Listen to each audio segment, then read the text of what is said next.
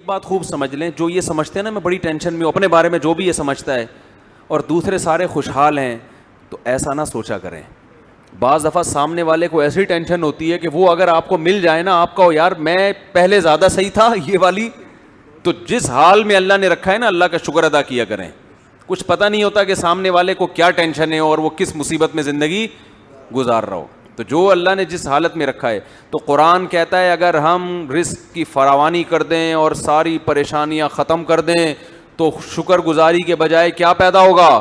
بغاوت پیدا ہوگی, نافرمان بن جائیں گے. اس سے ہمیں ایک اصول یہ پتہ چلا کہ پیٹ بھر کے شکر ادا, پیٹ بھرے ہوئے کا شکر ادا کرنا مشکل, خالی پیٹ شکر ادا کرنا آسان ہے. سمجھتے ہو بات؟ اب ہونا تو یہ چاہیے کہ پھر ہم اللہ سے دعا مانگیں کہ اے اللہ تو ہمیں ٹینشنیں دے دے تاکہ ہم تیرے قریب ہو جائیں, لیکن حدیث میں ہمیں اس سے منع کیا. اللہ سے یہ دعا مانگو, اے اللہ تو نے خود قرآن میں کہا ہے قلیل من عبادی الشکور, کچھ بندے میرے ایسے ہوتے ہیں کہ جن کو نعمتیں ملتی ہیں پھر بھی وہ دین پہ قائم رہتے ہیں. ہوتے ہیں لیکن مارکیٹ میں ایسے لوگ کیا ہیں؟ تھوڑے ہیں, بہت کم ہوتے ہیں. زیادہ تر تو پریشان حال ہی دین کی طرف آتا ہے. لیکن اے اللہ تو نے خود قرآن میں کہا ہے کہ 100% لوگ کبھی بھی خراب نہیں ہوتے, کچھ ایسے بھی ہوتے ہیں. اور اللہ نے یہ داؤد علیہ السلام کو کہا کیونکہ داؤد علیہ السلام کی زندگی ٹینشن فری. داؤد علیہ السلام نے میدان جنگ میں جالوت کو قتل کیا نا, بڑی بہادری دکھائی, تو ٹینشن میں زندگی گزاری. ظاہر ہے انہوں نے ٹریننگ کی, جہاد کی, میدان جنگ میں جان ہتھیلی پر رکھ کر لڑے. تو اللہ کو آپ پر اتنا پیار آیا کہ اللہ نے آپ کو نبوت بھی دے دی اور بادشاہ بھی بنا دی اللہ نے آپ. اس کے بعد داؤد علیہ السلام کی ٹینشنیں کیا ہو گئیں؟ دولت کی ریل پیل اور حکومت, خلافت. تو قرآن کہتا ہے اے داؤد اللہ کا اب آپ نے شکر ادا کرنا ہے, ناشکری نہیں کرنی. ایسا نہ ہو کہ اب آپ کا لائف اسٹائل ہی چینج ہو جائے. پہلے آپ عبادت گزار تھے, دن میں روزے رکھتے تھے, رات کو تہجد پڑھتے تھے. داؤد علیہ السلام, حدیث میں آتا ہے سب سے بہتر روزہ وہ ہے جو داؤد علیہ السلام رکھا کرتے تھے. پوری زندگی داؤد علیہ السلام نے ایسے روزہ رکھا ہے, ایک دن روزہ ایک دن ناغا, ایک دن روزہ ایک دن ناغا, پوری زندگی. کیوں یہ سب سے افضل روزہ کیوں ہے؟ اس لیے کہ روزے کا جو بنیادی مقصد ہے نا وہ اپنے جسم کو کمزور کرنا نہیں ہے. سمجھ رہے ہو؟ کیونکہ حدیث میں آتا ہے المؤمن القوی خیر من المؤمن الضعیف, طاقتور مومن کمزور مومن سے اللہ کو زیادہ محبوب ہے. اگر روزانہ روزے رکھ کے کمزور ہو جائیں گے تو پھر لڑے گا کون ہے بھائی؟ جہاد میں کیسے لڑیں گے؟ گھر بیوی بچوں کے حقوق کیسے ادا کریں گے؟ محنت کیسے کریں گے؟ یہ تو مسلمان تو ترقی میں پیچھے رہ جائیں گے نا. اور اگر اس چکر میں کہ کمزور نہ ہو روزہ ہی نہ رکھیں تو یہ بھی غلط ہے, کیونکہ صرف جسمانی طاقت نہیں چاہیے, ہمیں روحانی طاقت بھی چاہیے. اور روحانی کہاں سے آتی ہے؟ وہ تو روزہ رکھنے سے آتی ہے. روزہ آپ کو خواہشات سے کیا کرتا ہے؟ روکتا ہے. روٹی کھانے کا دل چاہ رہا ہے, نہیں کھا رہے آپ, تو آپ میں اپنے نفس کے خلاف ایک قوت پیدا ہوتی ہے. بھائی دنیا میں سب سے بڑا مسئلہ یہی ہے نا کہ جو دل چاہتا ہے بس کرنے کا سوچتا ہے انسان, اب قوت برداشت ہی ختم ہو گئی ہے نا. تو روزہ کا مقصد کیا ہوتا ہے؟ خواہشات پہ کنٹرول کرنا. علماء کہتے ہیں کہ اگر ڈیلی آپ روزہ رکھیں گے نا تو خواہشات پہ کنٹرول کرتے کرتے اسی کی عادت ہو جائے گی روزے کی, پھر زیادہ روٹی اور ان چیزوں کی طرف دھیان ہی نہیں جائے گا آپ کا. سمجھتے ہو؟ تو اس سے کیا ہوگا کہ جسم تو کمزور ہونا شروع ہوگا کیونکہ ڈیلی روزہ ہو رہا ہے, روحانی قوت اس طرح سے بڑھے گی نہیں کیونکہ آپ یوز ٹو ہو گئے نا, عادی ہو گئے آپ. تو وہ کہتے ہیں ایک دن چھوڑ کے روزہ رکھنے میں کیا ہوتا ہے کہ عادت پڑتی نہیں ہے روزے کی. جسم بھی کمزور نہیں ہوتا کیونکہ آج نہیں کھایا تو کل کھاؤ گے آپ, باڈی صحیح سیٹ رہتی ہے. لیکن ٹینشن اتنی ہوتی ہے نا کہ روزے کی عادت پڑتی نہیں ہے آپ کو. ایک دن رکھا ایک دن چھوڑ دیا, پھر دوبارہ رکھنا بڑا مشکل ہوتا ہے. بھائی رمضان میں ہم کنٹینیو رکھ لیتے ہیں نا, عادت 10-15 دن کے بعد تو ایسے عادت پڑتی ہے پتہ ہی نہیں چل رہا ہوتا. لیکن ایک دن رکھنا پھر ایک دن چھوڑنا پھر اگلے دن رکھنا پھر اگلے دن, روٹین میں نہیں آتی یہ چیز. جو چیز روٹین میں نہیں ہوتی اس کا کرنا بہت مشکل ہوتا ہے. تو اس لیے حدیث میں آتا ہے سب سے افضل روزہ کون سا تھا؟ داؤد علیہ السلام.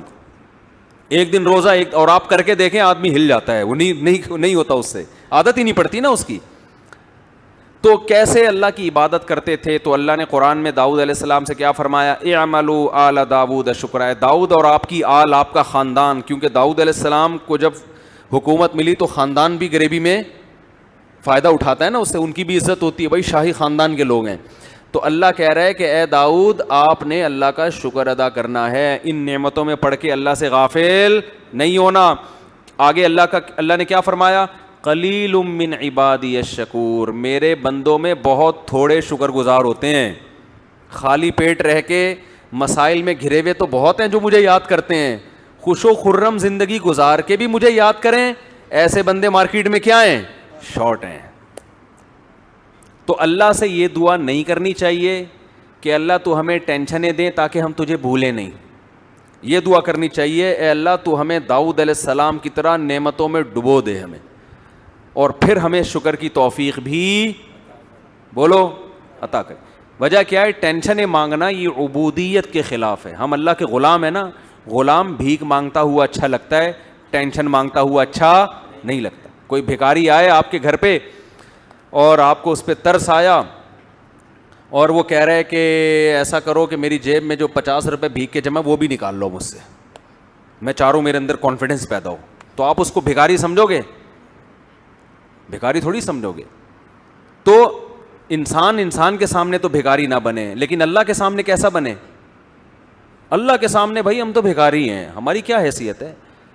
حضرت ایوب علیہ السلام پر سونے کی ٹڈیوں کی بارش ہوئی ہے، حدیث میں آتا ہے سونے کی ٹڈیاں. حالانکہ اللہ نے ایوب علیہ السلام کو جب شفا دی نا تو بہت مال سے نوازا، ان کے اہل و عیال بھی لوٹا دیے، مال بھی دے دیا اللہ نے ان کو.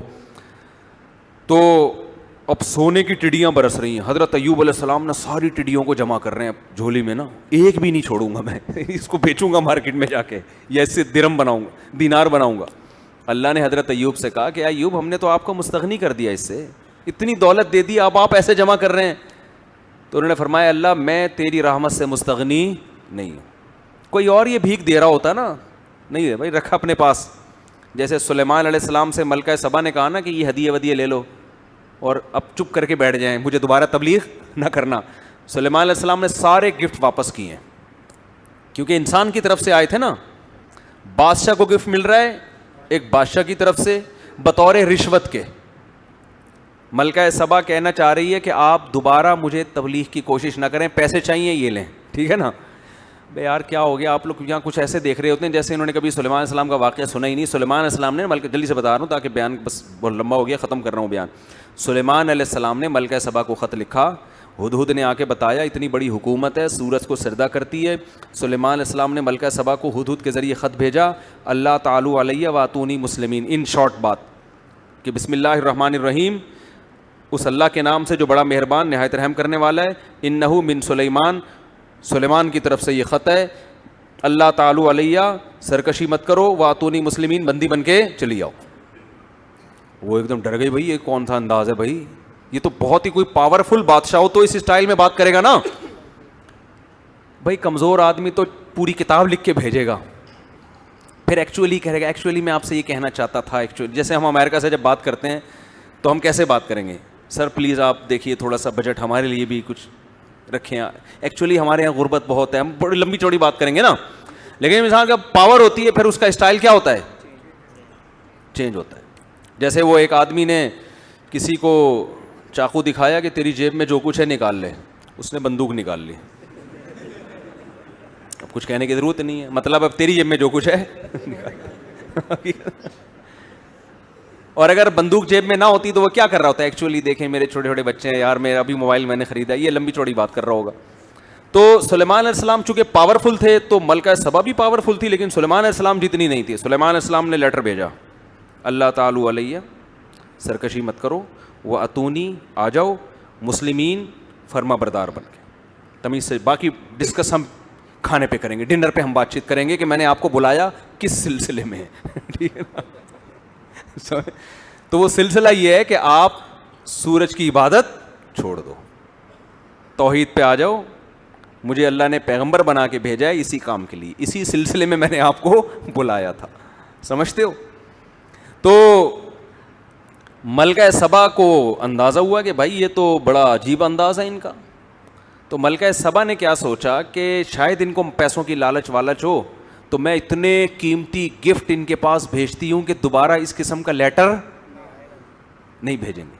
جیسے کراچی میں جب بھتہ خوری چل رہی تھی نا، تو کسی بدماش کا دکان پہ فون آتا تھا، اتنے پیسے لے کے فلاں جگہ پہنچ جا. وہ پہنچ جاتا تھا بیچارہ تھیلا لے کے، سر یہ ہے آئندہ میں خود ہی پہنچا دیا کروں گا، آپ فون کرنے کی زحمت نہ فرمائیں. تو ملکہ سبا یہ سمجھی کہ شاید یہ بھی معاذ اللہ لالچی ہیں، ان کو پیسے ویسے چاہیے. تو جب وہ آئے نا ہدیے ودیے کروڑوں روپے کے ہدیے لے کر، تو سلیمان علیہ السلام نے یہ نہیں ایوب علیہ السلام کی طرح سارے ہدیے جمع کر لیے، لاؤ بھائی شاباش بھائی گودام بھرے بھائی، چل گودام کا دروازہ کھول مال لوڈ کر. ایوب علیہ السلام تو یہی کر رہے تھے نا کہ وہ چادر میں ساری ٹڈیاں جتنی بھی گری ہیں کہ ایک بھی نہ رہ جائے، ساری جمع کرو، ایک بھی نہیں چھوڑوں گا. تو سلیمان علیہ السلام بھی تو یہ کر سکتے تھے نا کہ بھائی سارا مال جمع کرو، نہ کیونکہ وہ انسان کی طرف سے تھا نا، اور بادشاہ کی طرف سے تھا، ایک ملکہ کی طرف سے اپنی دھونس جمانے کے لیے. تو کہہ رہے ہیں بھائی سلیمان علیہ السلام نے الفاظ کیا کہے، ارجع الیہم، کہا کہ فلن اتمدوننی بمال، پیسے دینا کہ میری مدد کرنا چاہتے ہو، فما آتانی اللہ خیر مما آتاکم، میرے رب نے جو مجھے نعمتیں دی ہیں وہ تم سے بہتر، میں تمہارے ٹکڑوں کا محتاج نہیں ہوں. دیکھو انسان جب انسان سے بات کرے تو اس اسٹائل میں بات کرے. بڑوں سے نہ شروع کر دیں، ابا سے کہیں ابا آپ کو پیسے دے رہے ہیں، ابا میں آپ کے ٹکڑوں کا، چھوٹوں کی اپنے جیسوں سے. جو محبت سے گفٹ دے رہا ہوں وہ تو ٹھیک ہے، لیکن جو دھونس جمانے کے لیے دے رہا ہوں نا، تو خریدنے کے لیے آپ کو اس کے ساتھ یہی اسٹائل ہونا چاہیے. ابے اللہ نے ہمیں بہت کچھ دیا ہے، تمہارے ٹکڑوں کے محتاج نہیں ہے. سمجھتے ہو؟ تو سلیمان علیہ السلام نے کیا فرمایا، ما آتانی اللہ خیر مما آتاکم، میرے رب نے جو مجھے دیا ہے وہ تمہاری نعمتوں سے بہت زیادہ. بل انتم بہدیتکم تفرحون، اصل بات یہ ہے کہ تم اترا رہے ہو، دھونس جمانا چاہ رہے ہو کہ ہمیں اتنا ہمارے پاس ہے، شو بازی میں آئے ہوئے ہو. پھر کہنے لگے ارجع الیہم، قاصد سے کہا واپس چلا جا آرام سے، اور اب خط نہیں آئے گا، اب خط نہیں آئے گا. فَلَنَأْتِيَنَّهُمْ بِجُنُودٍ لَا قِبَالَ لَهُمْ بِهَا، اب لشکر آئے گا اور ایسا لشکر لے کے ملک سبا پہ حملہ کروں گا کہ یہ اس کا مقابلہ نہیں کر سکتے. وَلَا نُخْرِجَنَّهُمْ مِنْهَا أَذِلَّةً، سب کو رسوا کر کے ملک بدر کر دوں گا میں. وہ ڈر گئی بھائی یہ پیسوں کی لالچی نہیں ہے. تو یہ جو انداز سلیمان علیہ السلام کا تھا یہ تکبر نہیں ہے، اس کو کہتے ہیں استغنا، کہ مخلوق کے سامنے بھکاری پن نہیں دکھانا. اور ایوب علیہ السلام کو ٹڈیاں جو دے رہی تھی ملکہ سبا نہیں دے رہی تھی، وہ کون دے رہا تھا؟ وہ آسمان سے گر رہی تھی اللہ کی طرف سے، تو ساری جمع کر رہے ہیں. تو اللہ نے کہا کہ اے ایوب کیا ہم نے آپ کو مستغنی نہیں کر دیا، ہم نے تو بہت دولت دی آپ کو. تو ایوب علیہ السلام نے کہا اللہ میں تیری رحمت سے مستغنی نہیں ہوں، جتنا دے میں بھکاری ہوں. اب بھکاری کو آپ پیسے نکال کے دیتا رہو نا، 6 مہینے کھڑا رہے گا، جائے گا نہیں وہاں سے، بلکہ جتنا دو گے نا کہے گا اور دے دو. تو اللہ کو مخلوق، ہم سب فقیر ہیں اللہ کے در کے، تو اللہ کے سامنے یہ کہ میں کیا بھائی، جو کچھ دیا اللہ نہیں دیا تمہیں تو اور دے دو. موسیٰ علیہ السلام نے بھی یہی موسیٰ علیہ السلام کے ساتھ بھی ہوا. موسیٰ علیہ السلام نے جب 2 بچیوں کو پانی پلایا کنویں پہ، مسافر تھے، کوئی قسم پرسی کی حالت میں تھے، نہ کوئی ٹھکانہ ہے، نہ کھانے کا انتظام، نہ کوئی ملازمت. تو 2 لڑکیوں کو پانی پلایا، تو اب ان کے دل میں خیال ہوا کہ اگر ان میں تھوڑی سی حیا ہوئی، غیرت ہوئی، تو ہو سکتا ہے یہ اپنے والد سے بتائیں اور والد مجھے اس کی اجرت دے دیں، پیسے دے دیں. بہت اہم ٹیکنیکل پوائنٹ ہے، اس کو سمجھیں کہ ہو سکتا ہے ان کے ابا میرے لیے کوئی پیسوں کا اجرت دے دینا کہ تم نے میری بیٹیوں کی خدمت کی ہے. امکان تھا نا. اب ہونا تو یہ چاہیے تھا کہ بھئی جا کے ان لڑکیوں سے کہہ دیتے دیکھو میں مسافر ہوں، میں نے تمہیں پانی پلایا ہے اور مجھے بھوک بھی لگ رہی ہے، نہ میرے پاس کوئی ٹھکانہ ہے، تو تم نے بتایا تمہارے ابا بوڑھے ہیں، تو ابا سے جا کے بولو کہ کچھ تھوڑا سا روٹی پانی کا انتظام ہو جائے. ہونا تو یہ چاہیے تھا نا. لیکن موسیٰ علیہ السلام نے ایسا بولو نہیں کیا. کیوں؟ اس لیے کہ اس سے یہ میسج جاتا کہ لیبل خدمت کا ہے مگر اس کے پیچھے اپنا مفاد ہے.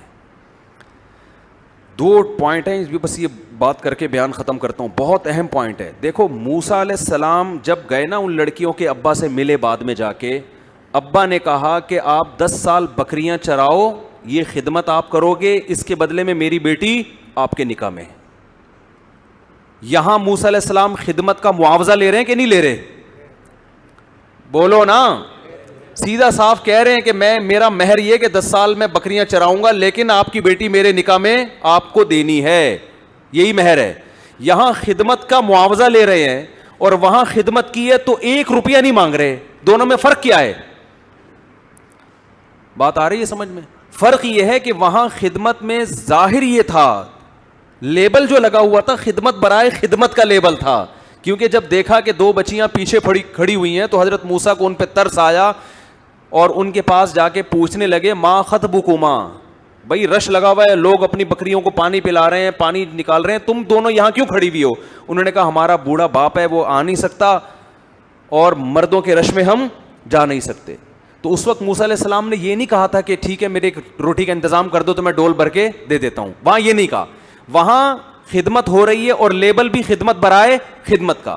یہ شو کیا جا رہا ہے کہ مجھے تم پہ ترس آ رہا ہے, اور حقیقت میں یہی تھا, مجھے تم پہ ترس آ رہا ہے, تمہارا نمبر تو 6 گھنٹے کے بعد آئے گا, کوئی بات نہیں میں خدمت کر دیتا ہوں, میں لا کے تمہیں ڈول دے دیتا ہوں. ڈول سے پانی نکال کے ان کو دے دیا, جاؤ بھائی اپنے گھر جاؤ. تو وہاں چونکہ خدمت کا لیبل خدمت کا تھا, وہاں دل میں یہ لالچ رکھنا جائز نہیں تھا. جیسے کہ آج کل لوگ خدمت کر رہے ہوتے ہیں کسی بوڑھے کی, مقصد ہوتا ہے کہ کوئی وصیت لکھ کے چلا جائے ہمارے نام. باس کی خدمت ہو رہی ہے لیکن مقصد ہے کہ ہماری تنخواہ بڑھا دے, چاپلوسی ہو رہی ہے. اماں کے پاؤں دبائے جا رہے, بیگم کے ساتھ بہت اچھے بن گئے, نیت یہ کہ دوسری شادی کی اجازت دے دے. بعض جب مرد دوسری کا ارادہ کرتا ہے نا, بیگم کے ساتھ بہت اچھا سلوک شروع کر دیتا ہے, وہ عورتیں سمجھ جاتی ہیں اس کے ارادے نیک نہیں ہیں. تو یہ بھی خیانت ایک قسم کی کہ آپ لیبل خدمت کا لگا رہے ہو اور دل میں آپ کے کیا ہے, مقصد کچھ اور ہے. یہ خیانت ہے, یہ شریعت میں پسندیدہ کام نہیں ہے.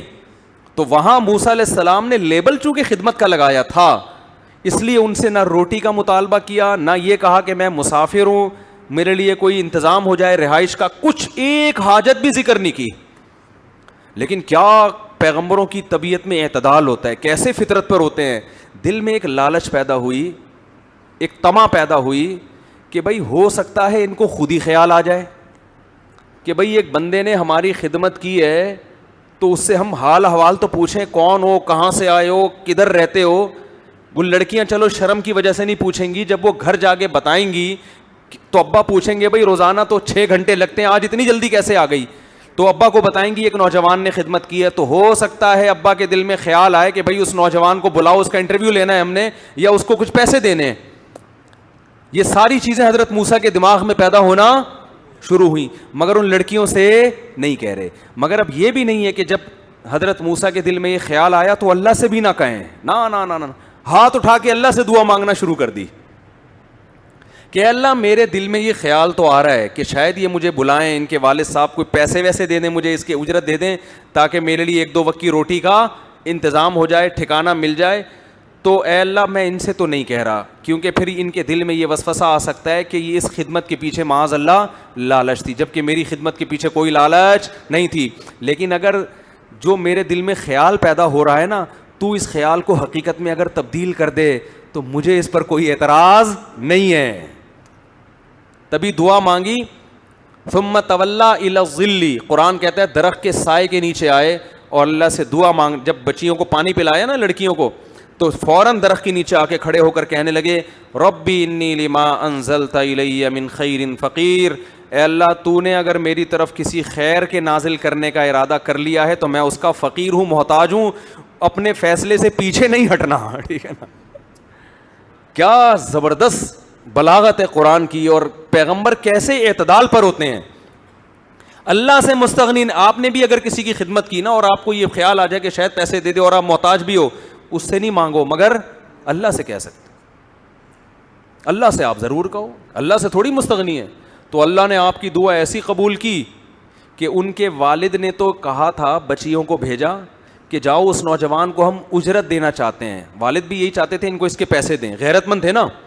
کہ بھئی ایک نے خدمت کی اگرچہ بغیر اجرت کے کی ہے, لیکن ہم بغیر اجرت کے خدمت نہیں لیتے, ہم معاوضہ دیتے ہیں. یہ غیرت مند ہونے کی علامت ہوتی ہے. اور جو بے شرم ہوتے ہیں ایک نمبر کے, وہ مزدوروں سے ڈبل کام لیتے ہیں اور پیسے جو اس کی اصل بنتی ہے نا وہ بھی کم وقت 2 مہینے ڈیلے کر دیتے ہیں. ایسے بھی مارکیٹ میں آپ کو بے شرم ہول سیل کے حساب سے ملیں گے. ادھر موسیٰ علیہ السلام کے جو سسر تھے وہ فری کی خدمت کے بھی کہہ رہے نہیں, فری میں نہیں بلکہ اس کا معاوضہ دوں گا. اور یہاں پہلے بتاتے ہیں تمہاری یہ دہاڑی ہے, کام اس سے زیادہ لیتے ہیں اور ٹائم پہ اجرت نہیں دیتے. تو یہ غیرت کے بالکل الٹ ہو گئے کہ نہیں ہو گئے؟ تو اب بتاؤ کون سا اچھا ہے, بے غیرت بننا اچھا ہے یا غیرت والا بننا اچھا ہے؟ جب غیرت والے بنو گے نا تو اللہ کے وہ معاملات ہوں گے جو موسیٰ علیہ السلام کے ساتھ ہوئے اور ان کے سسر کے ساتھ ہوئے. پھر غیب سے اللہ کی مددیں ایسے ہوتی ہیں. تو حضرت موسیٰ علیہ السلام گئے ہیں, ان لڑکیوں نے کہا کہ بھئی ہمارے والد آپ کو اجرت دینا چاہتے ہیں. اور وہ اجرت جب پورا انٹرویو ہوا تو حضرت وہ جو انہوں نے تو کہا میں اپنی ایک بیٹی آپ کے نکاح میں دینا چاہتا ہوں.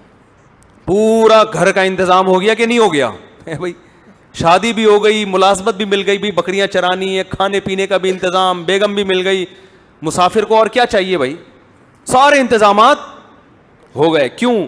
دعا بڑی تگڑی مانگی تھی.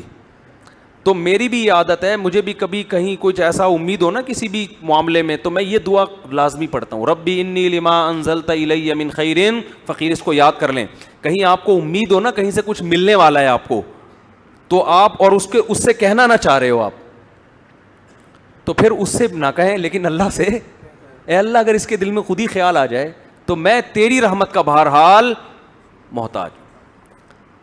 تو بات کو سمیٹتا ہوں یار, کہاں سے کہاں چلے گئے. آج تو میں نے مختصر بیان کرنا تھا, بہت ہی لمبا ہو گیا. تو میں یہ عرض کر رہا تھا کہ داؤد علیہ السلام کو اللہ نے نعمتیں دی اور فرمایا کہ شکر گزار لوگ تھوڑے ہی ہوتے ہیں, جو تھوڑی چیز ہوتی ہے اس کی قدر ہوتی ہے نا. تو ہمیں بھی اللہ سے دعا مانگنی چاہیے, اللہ تو نعمتیں دے مگر تکبر نہ ہو. تو قوم عاد اور قوم سمود کا مسئلہ کیا تھا؟ پیٹ بھرے ہوئے تھے اور قد لمبے لمبے, صحتیں بڑی خاندانی رکھی ہوئی تھیں, تو ان کو پیغمبروں کی باتیں سمجھ میں نہیں آئیں. تو اللہ نے ان دونوں قوموں کو جو ہلاک کیا بہت ہلکی چیز سے, آواز سے ہلاک انسان آرام سے ہوتا نہیں, بڑے بڑے دھماکے ہوتے ہیں, بہت بڑا دھماکہ ہوگا تو کان کے پردے پھٹ جائیں گے. لیکن اللہ کہتے ہیں ہم نے فرشتے کو حکم دیا, زور سے چیخ مارے اور ان کے کلیجے پھٹ جائیں. آواز ہلکی چیز ہے. تو اللہ نے یہ بتانے کے لیے کہ تم جو اپنے قد کاٹ پہ ناز کرتے ہو نا, تم ہمارے فرشتے کی آواز کے سامنے نہیں ٹھہر سکتے جو اتنی ہلکی چیز ہے. اور قوم عاد کو تباہ کیا ہوا سے. ہوا بھی بہت ہلکی چیز ہے, ہوا بھی بہت طوفانی چلے گی تو پھر بھی مرتے نہیں ہیں لوگ اتنے آرام سے. لیکن اللہ کہتے ہیں ہم نے قوم عاد پر 6-7 دن اور 8 راتیں جو ہوا مسلط کی ہے, اس 7 لیال و 8 ایام, 7 راتیں اور 8 دن جو ہوا مسلط کی ہے, تو فطر القوم فیہا سرعا. اے مخاطب اگر تو اس منظر کو دیکھتا تو تجھے ایسا لگتا, سرعا عربی میں کہتے ہیں جو پہلوان جس کو پچھاڑا گیا ہو رنگ میں, پہلوان کو گرانا آسان کام نہیں ہوتا, اس کو اٹھا کے پٹخا جاتا ہے, اسی جیسا پہلوان. تو اللہ کہتے ہیں تو اس قوم کو اگر اس منظر کو دیکھتا نا, 8ویں دن جو ان کی حالت ہوئی ہے, 8ویں دن کا جب سورج غروب ہوا ہے, تو اے مخاطب اگر تو وہاں کھڑے ہو کر اس قوم کو دیکھتا, پہلوان ہیں جن کو اٹھا کے پٹخا دکھ گیا ہے. کأنہم اعجاز نخل خاویہ, جیسے کھجور کے درخت ہوتے ہیں نا, باغات ہوتے ہیں, اور ان کو جڑوں سے کاٹ دیا جائے تو تنے کیسے زمین پہ گرے ہوئے ہوتے ہیں, ایسے بڑے بڑے قداور لوگ زمین پر پڑے ہوئے تھے. تو اللہ نے بتا دیا کہ انسان پہ تکبر زیب نہیں دیتا, کوئی اوقات نہیں. ہوا ہمارا بیڑا غرق کر سکتی ہے, پانی بیڑا غرق, پتنگوں کی طرح پانی میں بہتے ہیں لوگ. تو اس لیے بھائی یہ روڈ لائنر بننے کی بالکل بھی ضرورت نہیں ہے, اور زبان سے بھی کبھی ایسے جملے نہ نکالا کرو. تو جب تک تواضع نہیں ہوگی انسان اللہ کو نہیں مانتا, حقوق بھی ادا نہیں کرتا. جو لوگ عورت پہ ظلم کرتے ہیں نا گھر میں بیوی پہ, کیوں؟ اس لیے کہ ان کو کمزور ہوتی ہے. اکثر میں نے جو عورتوں پہ ظلم کے کیس آئے ہیں نا, یہ وہ آئے ہیں جہاں لڑکی کے بھائی اسٹرانگ نہ ہو, لڑکی کا باپ مضبوط نہ ہو. آپ کسی مضبوط آدمی کی بیٹی سے شادی کرو, پھر ظلم کر کے دیکھو, نہیں کرتے, بڑے تمیز سے حقوق ادا کر رہے. میرے پاس تو ہر طرح کے کیس آتے ہیں نا. عورتوں پہ ظلم کے جو کیس میرے پاس آتے ہیں ان میں 99% وہ عورتیں جن کے شوہر ظلم کر رہے ہوتے ہیں, جن کے پیچھے مضبوط بھائیوں کی یا مضبوط باپ کی سپورٹ نہیں ہوتی. مولانا اشرف علی تھانوی رحمۃ اللہ نے تو یہاں تک لکھا ہے کہ لڑکی کے بھائی اور باپ ہوتے ہیں نا تو پھر شوہر حقوق ادا کرتا ہے. اس زمانے میں اللہ کے خوف سے حقوق ادا کرنے والے بہت تھوڑے ہیں. ایک صاحب آئے میرے پاس, جب متحدہ کا بڑا زور تھا نا ایک زمانے میں, کراچی میں متحدہ, وہی ہر جگہ متحدہ, تو وہ اپنی بیگم کے کس واقعہ سنا رہا ہے, یار یہ میرے کیا ہے, یوں کیا ہوا ہے, خودکشی کرتی ہے, پتہ نہیں کیا کیا, بہت ہی زیادہ جب ظلم کی داستان. تو میں نے کہا یار اگر واقعی ایسا, مجھے نہیں پتا حقیقت میں ایسا ہے یا نہیں, تو پھر تو علیحدگی اختیار کر لینی چاہیے. اس نے کہا متحدہ کا, لڑکی کے بھائی متحدہ کے ہیں, 90 پہ بیٹھتے ہیں. میں نے صبر کرو بھائی. لڑکی کے بھائی, اس نے کہا کہاں کے ہیں, 90 میں اٹھنا بیٹھنا ہے. میں نے کہا پھر صبر کے علاوہ کوئی آپشن. تو عورت مضبوط ہے تو میاں کا جنازہ نکال دیتی ہے, آدمی مضبوط ہے تو بیوی کو لفٹ ہی نہیں کراتا. تو یہ چل رہا ہے, 99% ایسا ہی ہو رہا ہے. عزت دار آدمی وہ ہے کہ جس کے ہاتھ میں عورت کمزور ہو مگر وہ خدا کے خوف سے اس کا حق ادا کرے. اور یہ جب ہے جب آپ میں تکبر نہیں ہوگا. آپ کہو گے بھائی اس کو عورت اللہ نے بنایا, مجھے مرد اللہ نے بنایا, یہ میرا کمال نہیں ہے کہ میں اس کمزور پہ ظلم کروں. اور نہ صرف یہ کہ میرا کمال نہیں ہے بلکہ جس نے مجھے بھیک میں یہ نعمتیں دی ہیں وہ یہ نعمت چھین بھی سکتا ہے. میں نے اپنی زندگی میں بعض لوگوں کو دیکھا بڑا تکبر کیا کرتے تھے, ایسی بیماری ہوئی نا کہ روتے رہتے ہیں سارا دن اور استغفار کرتے ہیں کہ ہم نے ظلم کیا لوگوں کے اوپر. تو اس لیے بھائی نہ کبھی زبان سے ایسا بڑا جملہ نکالے انسان, اور نہ کبھی اپنے سے کمزور کو اپنے سے کمتر سمجھے. اور یہ استحضار رکھے, استحضار کہتے ہیں ہر وقت ذہن میں یہ بات حاضر رکھنا. اس کو استحضار کا لفظ تھوڑا آج کل مشکل ہے نا, بہت سے لوگ سمجھتے نہیں ہیں. یعنی ہر وقت دماغ میں یہ چیز رکھنا کہ یہ سب نعمتیں کس نے دی ہیں, اللہ نے, اور اسے چھیننے کی طاقت بھی ہے. صرف اتنا کافی نہیں ہے کہ دی ہیں بلکہ یہ چھین بھی سکتا ہے, تو کسی بھی وقت چھین سکتا ہے. تو یہ چیز جس میں پیدا ہو گئی وہ انشاءاللہ لا مذہب نہیں بنے گا, وہ خدا کا باغی نہیں بنے گا. اور جس میں یہ صفت پیدا نہیں ہوئی وہ متکبر بنے گا, اور تعلیم یافتہ ہونے کے باوجود وہ خدا کے قریب جانے کے بجائے خدا سے دور ہوگا. اللہ تعالیٰ سمجھنے کی عمل کی توفیق عطا فرمائے.